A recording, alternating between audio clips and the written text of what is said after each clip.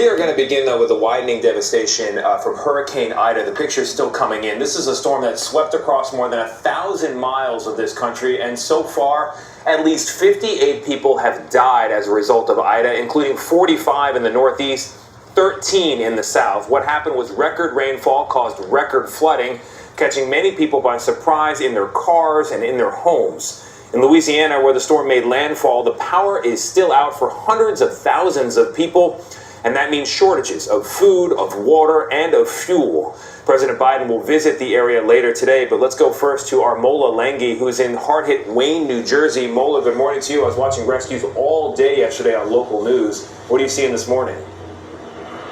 Well, good morning. Yeah, flooding is still a concern as some of the larger rivers in the area continue to rise, including the Passaic River behind me here. But one person was killed when they were swept away in floodwaters not too far from here. And the search is being ramped up for 2 college students whose car may have gotten pulled into this river.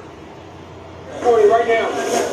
Across the Northeast, first responders rescue those in danger from rising tides and powerful floods. In New Jersey, this police officer saved a man stuck in his submerged car. Boats went house to house in Delaware and Pennsylvania to save the stranded. Meanwhile, these New York residents were carried to safety on a bulldozer. Matt Bush Jr. escaped the water on the shoulders of a first responder. This is really deep and I'm cold. Ida tore through the region, leaving flooded neighborhoods, a submerged stadium, and rushing water strong enough to send this shipping container floating and pile cars on top of each other. We wasn't prepared for anything like this. This is the worst I've ever seen it, even with Sandy.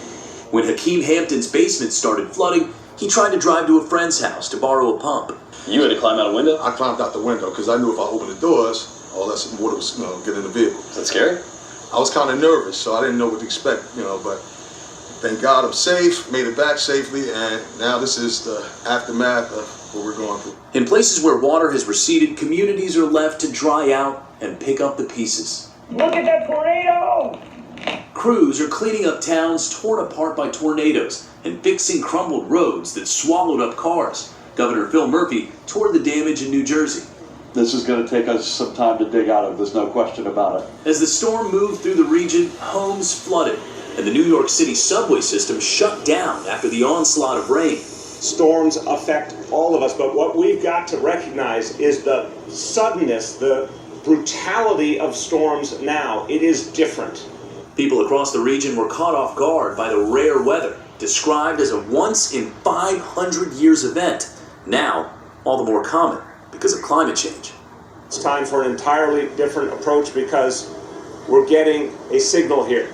We have to make a change to protect the lives of the people of this city. As the death toll continues to rise, those who made it to safety are especially grateful. I know we lost everything, materialistic, everything, that you can just repair, but family you can't bring back. Well, there's still a lot of streets, parking lots, driveways like this one, used to be a driveway, that are still underwater. It could take some time for a lot of this standing water to recede, and only then, Gail, can these communities begin to assess the damage.